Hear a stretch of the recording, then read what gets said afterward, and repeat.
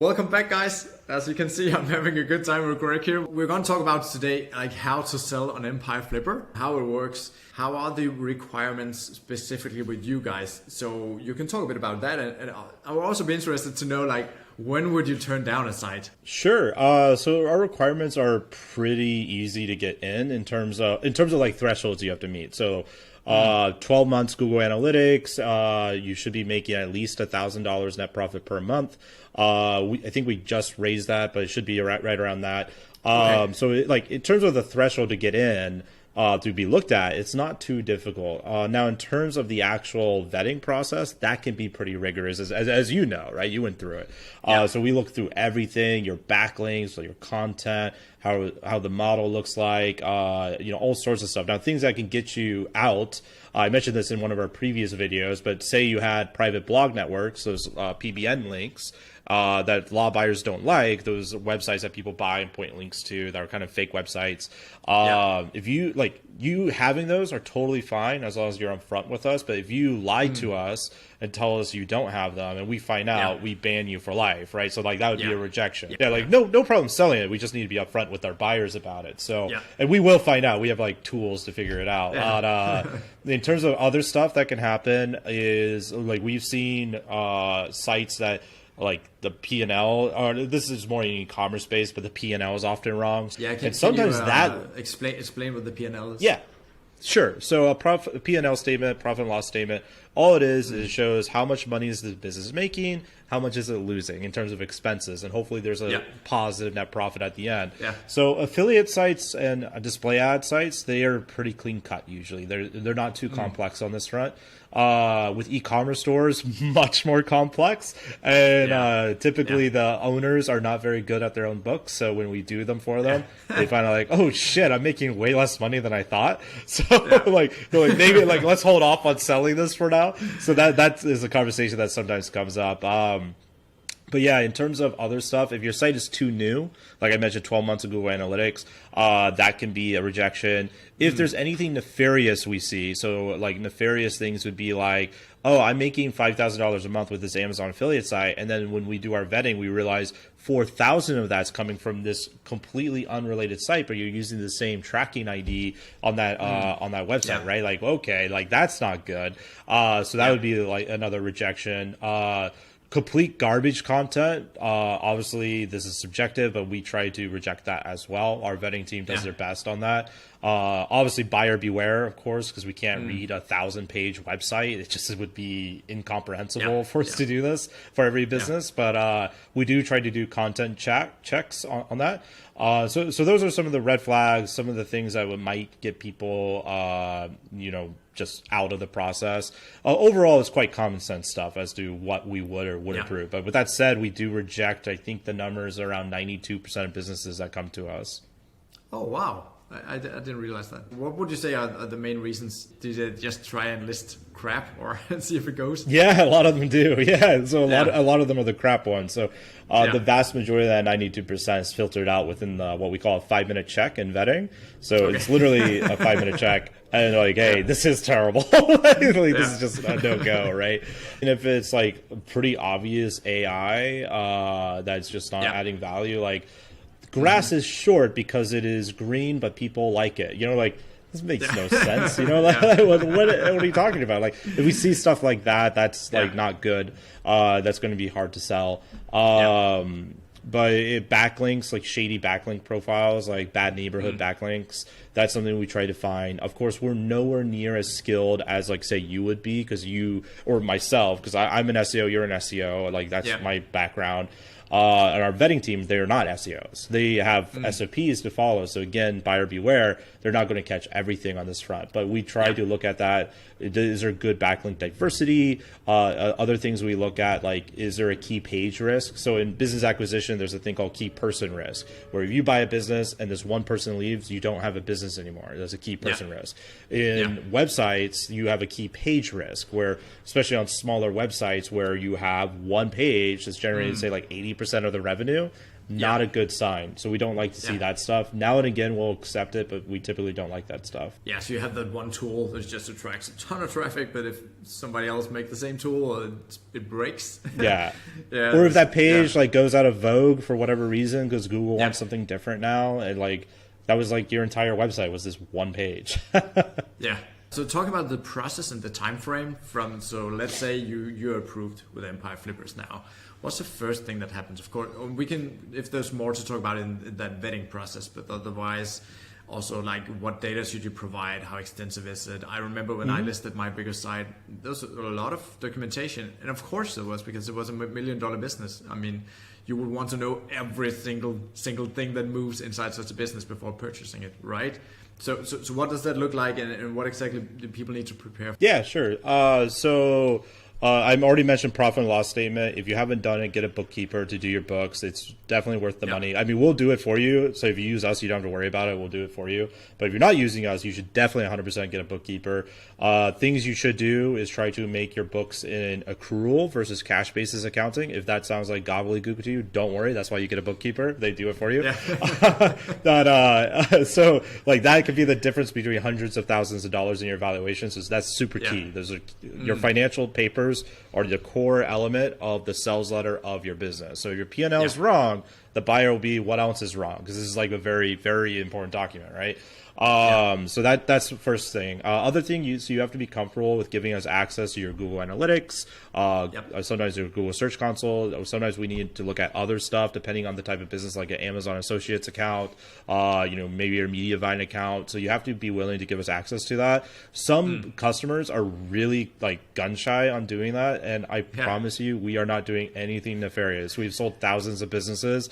We are not trying to take over your like $40,000 website, right? I promise you. Like, is it safe to give this to add these guys, or even AdThrive or Mediavine on? They say they want access to analytics, or of course, look at them as your partner. Yeah, I mean that's what we are. Like we only make money if you make money, right? Because that's a big reason why we reject 92% of the people, because the sellers we do get on are like our partners, right? Like we want to succeed with them. Yeah, and I would say I felt that very much when I was listing the site. It was very, very easy to get a hold of you guys and to get a hold of the guys who knew what they were talking about, not just somebody. It was a very good process, I would say. So I'm glad to hear that. And sometimes it doesn't work out. Like it didn't work out with your site, right? But like we still want that to be an amazing experience, and maybe you come back later and it will work out for your site if the winds of the market changes. It was a great experience. Too, I mean, I'll definitely choose you guys the next time I'm gonna sell something. So absolutely, I think sometimes we get blamed for when things like don't work out. We had this funny one where. What was it? Yes, this guy, he bought a $30,000 website from us, and it was like it was a year and a half or 2 years later, and his site got tanked. And we looked at the website, because he sent this very long, angry email at us, and he specifically told me, I guess like I really influenced his life, because I was like, he mentioned me by name. He told me like, your director of marketing owes me like 30 grand for like convincing me to buy this thing. Like I didn't even know who this guy was, so I'm assuming he watched like a YouTube video of me or something.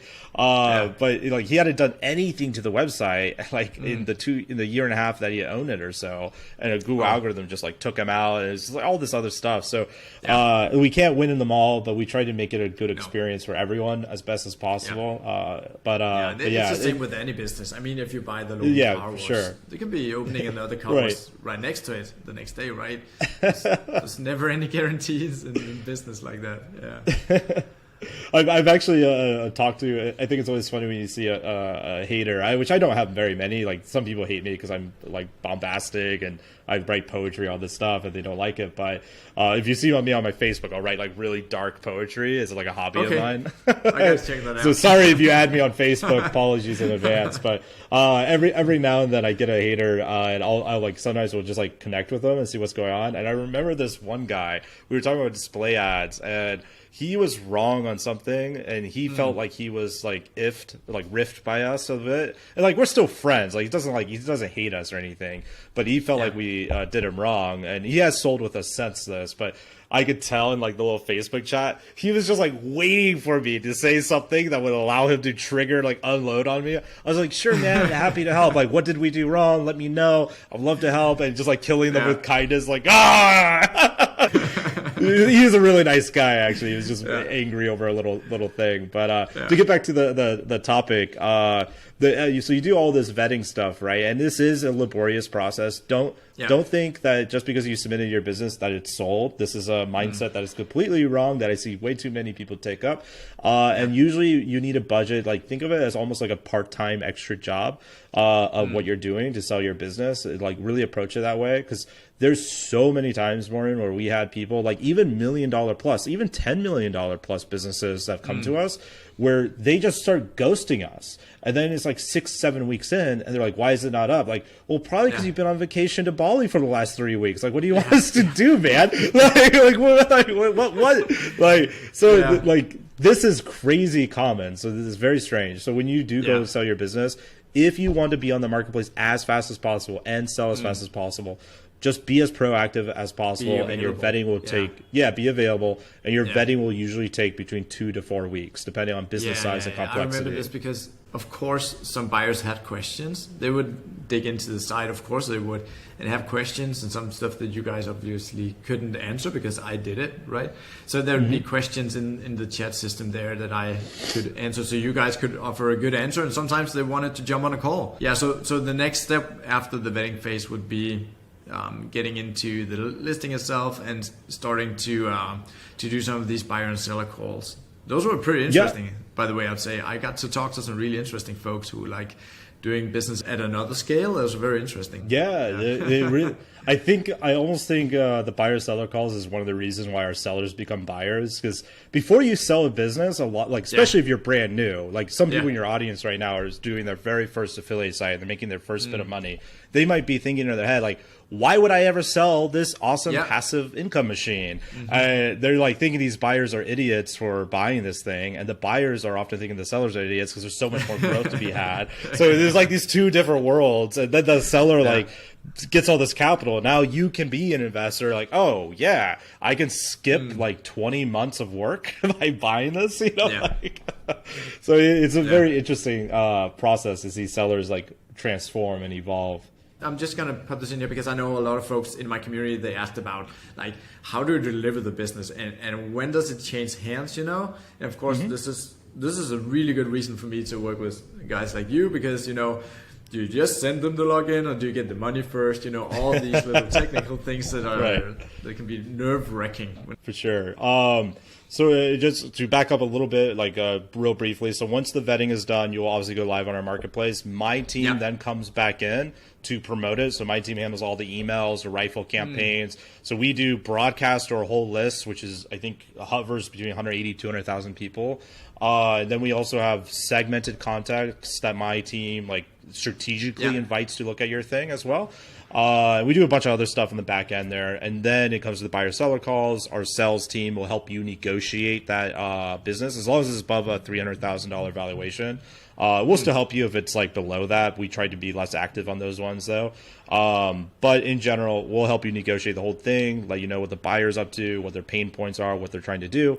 And once the agreement is settled, you guys both come together, make a deal happen. Then yes, that's when you get to the handover process. And that process is very unique for the most part in the industry. I don't know any other broker that actually does this, because most brokers don't want the liability risk of the migration, which there is a lot of liability risk, as you might imagine, especially when you get into bigger e-commerce or SaaS businesses. But we do it because at the end of the day, it's like, hey, man, if I sold you this business and it doesn't work, like you can't get it, like you literally can't get it over to your domain or hosting, like everything you did up to this point was completely pointless. So let's help you out. And there's a bunch of nuances of mistakes people make. So because they just don't do this every day, right? So this is a very weird but very common mistake, and almost no one would ever think about it. So say you had that $1 million affiliate website or display advertising website, you sold it, and say you're using Bluehost. I don't recommend using Bluehost. This is the first one that came to my mind. Great affiliate program. I got in so much trouble for promoting Bluehost. Just quick side note. You don't. When I launched my course on my channel, I was talking about that I use Bluehost because it worked pretty well for me. And somebody they hated my channel for it, so I had to change gears. So I never had any issues with it, but I keep going. Some people make it a passion to hate Bluehost and everything they own, by the way. you cannot sell Bluehost to SEOs. They'll eat you alive. Page speed.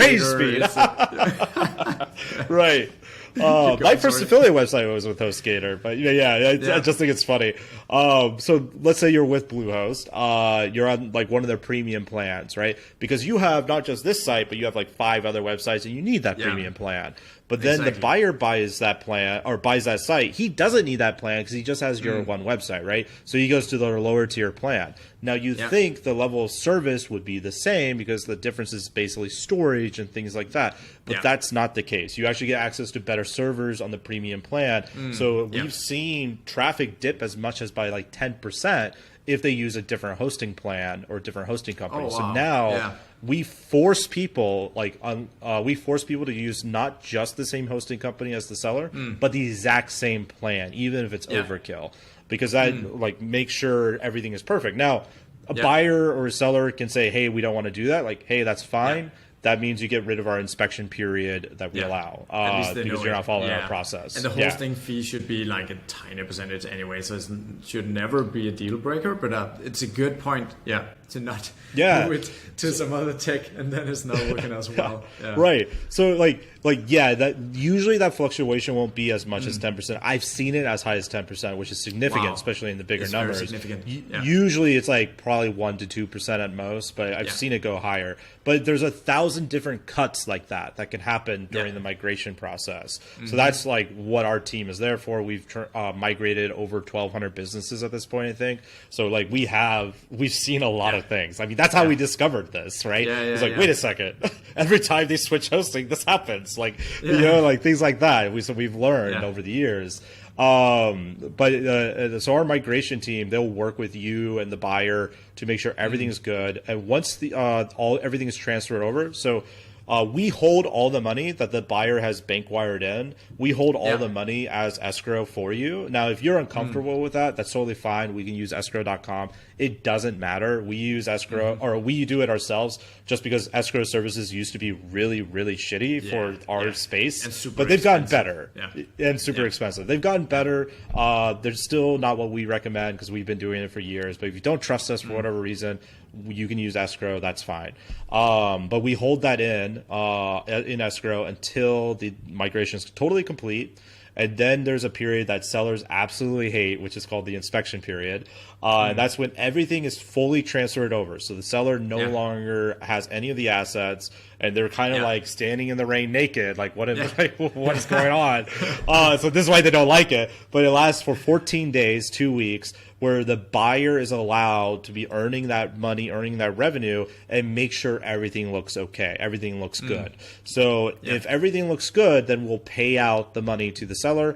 If it's less than 50%, like traffic drops by 50%, over 50%, revenue drops by over 50%, that buyer is allowed to reverse the deal or renegotiate the deal. So that's the inspection period. And really why we do that is to, like, we're there for the seller, but we're also there for the buyer. And we want to make sure the buyer doesn't buy a lemon. And this is kind of the last hurrah of us making sure that we didn't miss anything in vetting that's went awry, right? So we want to make sure that everything is as good as possible before we really let it go of our control of the business. Now, some sellers are thinking like, well, when if the buyer doesn't give the domain back or whatever? Like, usually we hold on to the domain, not always, but usually we'll hold on to the domain so the buyer can't just not give it back if things go bad or whatever. So that's migration. One other thing I would add to migration too is so after the inspection period, buyer says yes, pay out the seller, we wire you the money as quickly as possible from there, minus our commission, of course. But if there is a earnout scenario, so usually this happens when you get above $200,000, $500,000, where I put $400,000 down now, I'll pay out $100,000 over 6 months, whatever. Our migration team actually handles that entire thing for you, so you don't have to worry about it. Okay, so as the seller, would they get all the money up front, or would they get the money as you get the money, right? Right. So, and we don't take our full commission out of the upfront. We take it just like you do. So we'll take our first bit of commission from the 400K, and then the rest of our commission from the 100K as that comes in over the 6 months. Thanks. I think you explained it very well. I'm just going to see if I have anything other here that I want to pick your brain about. How to prepare for a good sale. It's basically having all your lines in a row, have the SOPs ready, right? Remember your login to the affiliate network and such things. A surprisingly easy thing to forget, especially when you have tons of them. Yeah, and then I have the question here, like, how does Empire Flipper stand out above the rest? And you touched a bit on this, like in the migration process. Sounds like you guys are doing more hand-holding than you would get with many platforms, so just like match the two, like go out here and figure out your stuff. Help people out a lot more, and I certainly felt that. I felt very comfortable working with you guys. Anything else you want to mention that's specific to Empire Flippers? Well, obviously my infectious laugh, my Viking-like beard, these are all reasons why you should make a major financial decision of going with Empire Flippers. But absolutely. Other stuff that sets us apart, so migration, that's a key part. Another thing that sets us apart is we probably have the biggest email list in the industry and the most traffic in the industry. There's a couple people that compete with us a bit on that, but I would wager our traffic is better than most. So you get found. Like if you type in things like Amazon FBA business for sale, affiliate website for sale, we come up from the technical SEO I did on the marketplace. We always fluctuate. We're doing battle and stuff, but we often come up number one. So we get a lot of traffic, a lot of high buyer intent traffic, as SEOs love that kind of traffic. So that's what we try to give you as much as possible. We also have super fans. So in terms of other brokers, I might be biased here and maybe I don't see it, but I typically have never seen another person who is so emotionally invested into our brand be emotionally invested into another brokerage. It just like doesn't cross over there. We have a certain relationship with our customers, which also makes things easier. So for example, this is a buy-side story. We had an aggregator worth $1 billion. We helped them get to $1 billion over a period of, say, 3 years buying FBA businesses. And I asked him, like, why do you like us? Or, like, why would you choose us? And he's like, I wish I could do all my deals with you because you guys are the only ones that like are upfront about everything. And unlike the other brokers, it's always the same process. So what I mean by that is you look at other brokers, I won't mention any names, but they're very similar to say like real estate brokerages. So say you have a Keller Williams, or Keller Williams is a bad example because they're pretty systemized. Prudential, let's say Prudential, that's another big like real estate firm in America. You have a Prudential office, you have 5 offices. In these 5 offices, you have 5 realtors. Every single realtor, their process is 100% different. And like you go to the same brand expecting to get the same thing, the same McDonald's milkshake, but it's completely different every time you do it. So you might get lucky or you might get really unlucky. There's M&M's in the milkshake just doesn't work. Right, like you order a vanilla milkshake, they give you like a pork roast. Like this is totally different. Like, right? So like this is the issue with a lot of brokerages because the way their model is set up is almost like each broker that works for them is their own entrepreneur and they have no systemized process. So at EF, like people always talk about, oh, I want that white glove service. Like, no, you do not. You do not want the white glove service. I can definitely attest to this. So some of you guys, I count as some of my really good friends, you know, Ed, who introduced you and I.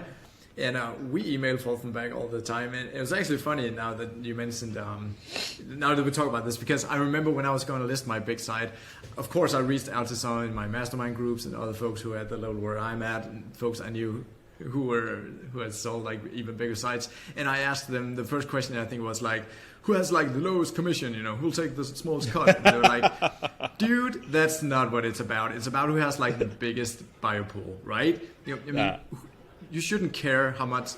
You shouldn't focus on the fees. You should focus on if they can actually pump the price up there. Because, I mean, who cares if they're gonna sell it like 10% higher and they take 1% more? Like, I mean, who cares? It's about the money that they take home toward the end of the day, and also like, I mean, the social aspect, like. In a process like this, as you said, there's a lot of anxiety and yeah. Yes, get some friendly faces and not just the suits, you know. Yeah. I think it's funny though. Like there's some brokers who just like pretend to be these investment tech bankers. Like you're not that. Like you're really not that. But they pretend very very heavily. Like.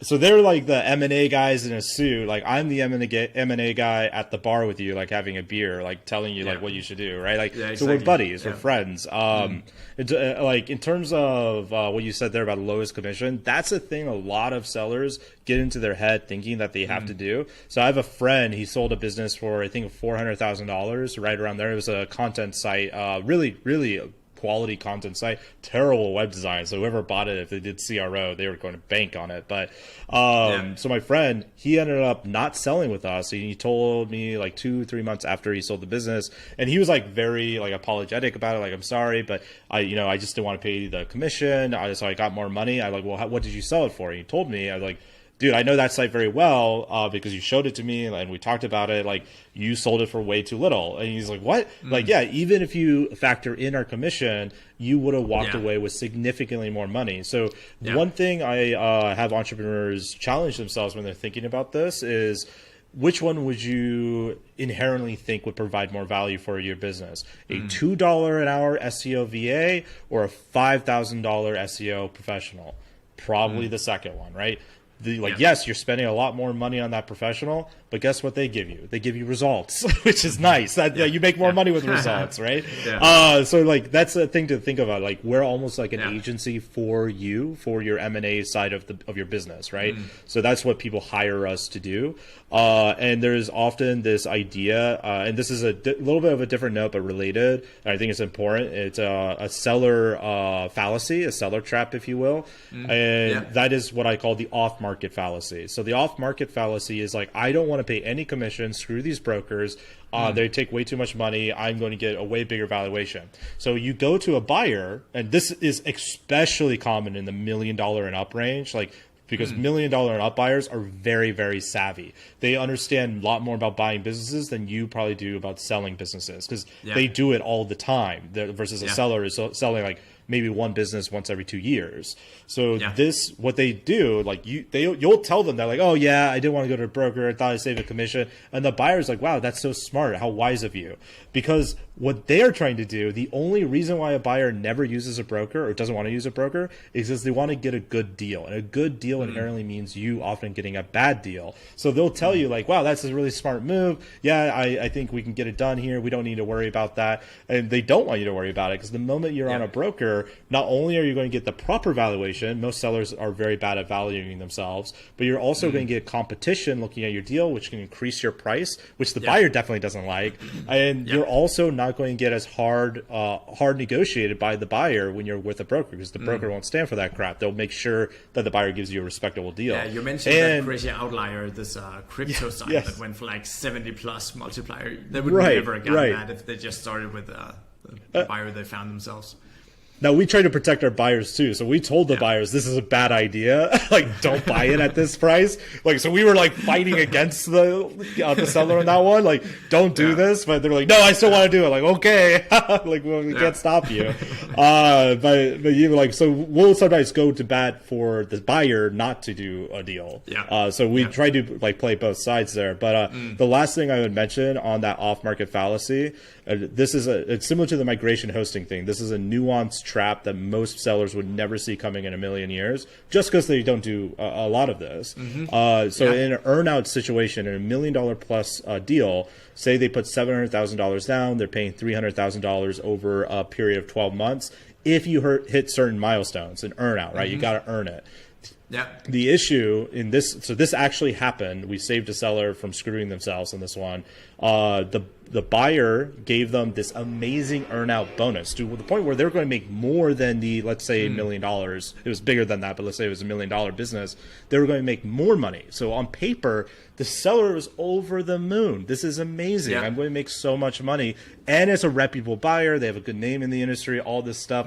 But what the seller didn't realize until we pointed it out is like, look at the growth trajectory of your business. It's not going to hit that. It would be an absolute miracle if it hit this earnout because of the way it's structured. They're not planning on paying you that. They're doing this as a soft way to get you to say yes so they can mitigate their own capital risk, that they don't have to pay this extra $300K because they also know it's not going to hit that, right? But you know, like you're over the moon by this thing. So this is some of the buyer tactics that happen. Like buyers are extremely savvy, especially at the higher level. So if you don't want to use a broker because you're afraid of the commission stuff, like at least talk to us before you, like you can still go sell privately, but at least talk to us before you go sell. I had another friend. I'll stop rambling after this one last story, but no, it's cool. I have another friend. He had an FBA business, so it's not related to content, but it's related in terms of the lesson. He got offered $1.4 million for that FBA business. And often when a buyer does that, they're like, you have 3 days to decide. Like, oh my God, the pressure. Like, I'm about to become a millionaire. You just got to say yes, right? Like, that's a lot of money for a bootstrap entrepreneur. So this guy, he was smart, kept his head on his shoulders, came to us first, and just asked us for our opinion. No contract, nothing like that. He didn't have to do anything with us. Just like, hey, do you think this is a good deal? Did you look at my business? What do you think? And we would have told him, like, yeah, that's a good deal, or if it's a bad deal. Now, in this case, it was an extremely bad deal. So we told him, like, look, man, we can get you way more money. So he came to us, and we sold that exact same business for $2.1 million. So he got $1.8 million up front. So that was $400,000 more than the entirety of the original offer. All because we understood the value, understood the dynamics of this business, right? So these are all things that I would challenge your audience to challenge themselves when they're like, oh my God, I don't want to pay the 15% commission. Like, well, do you want to make more money or do you want to make less money? You will make more money on average by paying the 15%. And also, maybe more importantly, do you want to figure everything out on your own? Right. Do you want to have somebody who does it more than 1,000 times on your team? there's like 10 different traps I just mentioned in that ramble that are very easy to fall into. Yeah, because my head went, of course, through all these thoughts. And I'm very happy I listed with you guys, and I'm going to do that again. And can totally recommend you guys. And of course, there's also an affiliate link. So if you're watching this and learning something and you want to list or buy or sell with Empire Flippers, I have an affiliate link in the description. Is there anything else we should touch on in this video, Greg? Do you think we covered it? Otherwise, I'll probably get you on again because this is too much fun. I'm happy to come back on if your audience likes it. So happy to do this stuff. Definitely, I would say everyone in your audience, before you reach out to me, definitely go in the description and click Morten's link. Click his referral link. Bring it on over. But if anyone does want to reach out to me after you click Morten's link, feel free to. You can email me, shoot me a Facebook friend request, LinkedIn, whatever. Always happy to help if I can. Yeah, and I can also introduce you too. And if there's any need. And again, like I mentioned in some of the other videos, Greg and I here are filming some more material for the course. So a whole module on how to get your site ready, how to list it, how to do all this, and how to avoid all these traps and stuff. So stay alert for that. And I'll see you guys soon.